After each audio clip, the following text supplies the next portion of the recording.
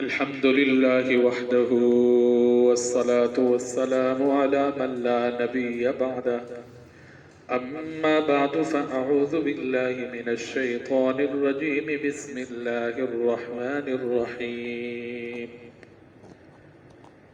يا عبادي الذين أسرفوا على أنفسهم لا تقنطوا من رحمة الله إن الله يغفر الذنوب جميعا صدق الله العظيم۔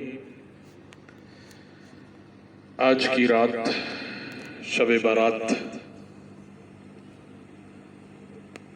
احادیث میں حضور نبی کریم صلی اللہ علیہ وسلم نے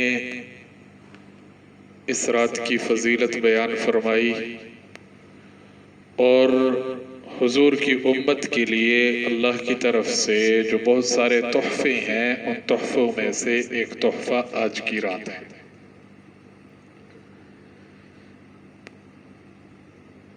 کیا اس رات کی فضیلت ہے؟ اس رات میں کرنا کیا چاہیے؟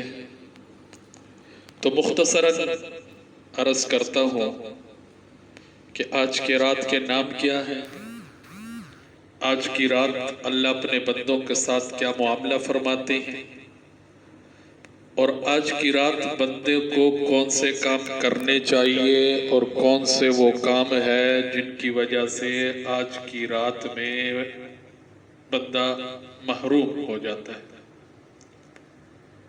جہاں تک پہلی بات کا تعلق ہے تو اس رات کا جو مشہور نام ہے جس کو ہم اپنی فارسی یا اردو میں کہتے ہیں شب برات، عربی میں اس رات کو لیلۃ البراءہ، لیلۃ المبارکہ، لیلۃ الرحمہ، لیلۃ الصک۔ براءہ بری ہونا، اور دوسرا مبارک برکت والی رات، الرحمہ رحمت والی رات، الصک دستاویزات والی رات، فرشتوں کو سال بھر میں پیدا ہونے والے اور مرنے والوں کی جو فہرست ہے وہ سپرد کی جاتی ہے، اس لیے اس رات کو لیلۃ الصک کہا جاتا ہے۔ اللہ کیا کرتے ہیں اپنے بندوں کے ساتھ آج کی رات میں معاملہ؟ تو پہلی بات جو حدیث میں ہے، آپ صلی اللہ علیہ وسلم نے ارشاد فرمایا، غروب آفتاب سے ہی آسمانی دنیا پر تشریف لے آتے ہیں، پھر اپنے بندوں کے لیے اعلان کرتے ہیں، ہے کوئی مغفرت مانگنے والا، ہے کوئی معافی مانگنے والا، ہے کوئی فلاں، ہے کوئی فلاں۔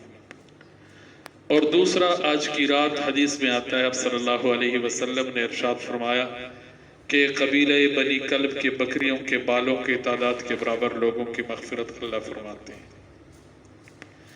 بندوں کو آج کی رات میں کیا کام کرنے چاہیے؟ ایک، اس رات میں جتنی آسانی سے نفل عبادات ہو سکے نفل عبادات کر لی جائے۔ نمبر 2، دن کا روزہ رکھ لینا مستحب ہے، ایام 20 میں سے ایک دن ہے، کوشش کرنی چاہیے۔ آپ صلی اللہ علیہ وسلم ہر مہینے کے 13، 14، 15 کا روزہ رکھتے تھے۔ نمبر 3، کسی سے جھگڑا یا ناراضگی ہو تو ختم کر لی جائے، اور صرف یہ نہیں کہ بس میسج کر لیا اور میسج پر معافی مانگ لی، نہیں، اگلے سے معافی مانگنا اور معاف کرانا۔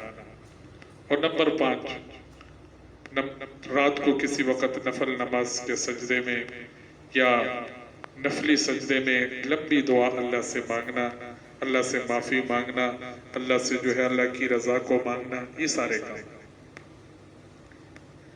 نمبر 3 پر اس رات کی برکات سے محروم کرنے والے کون کون سے کام ہیں؟ حضور نے فرمایا اس رات بہت سارے بندوں کے مغفرت کے فیصلے ہوتے ہیں، لیکن چند بندے ایسے ہیں جن کے لیے معافی کا اعلان نہیں ہے جب تک وہ اپنے اس گناہ سے توبہ نہ کر لیں۔ شرک کرنے والا، کینہ رکھنے والا، گناہگار، رشتہ داری کو توڑنے والا، مرد حضرات کا ٹخنوں سے نیچے کپڑا لٹکانا، والدین کی نافرمانی کرنے والا، شراب کا عادی، قاتل، جادوگر، اور اسی طرح اب صلی اللہ علیہ وسلم نے چند اور نام اور چند اور لوگ گنے ہیں جن کے لیے اس رات کی معافی کا اعلان نہیں ہوتا۔ جوا کھیلنے والا ہے، اس طرح غیبت کرنے والا ہے، جو گناہ کبیرہ ہے۔ ہماری کوشش ہو کہ اس رات میں یا اس رات سے پہلے ہم اپنے اس گناہوں سے اللہ سے معافی مانگیں۔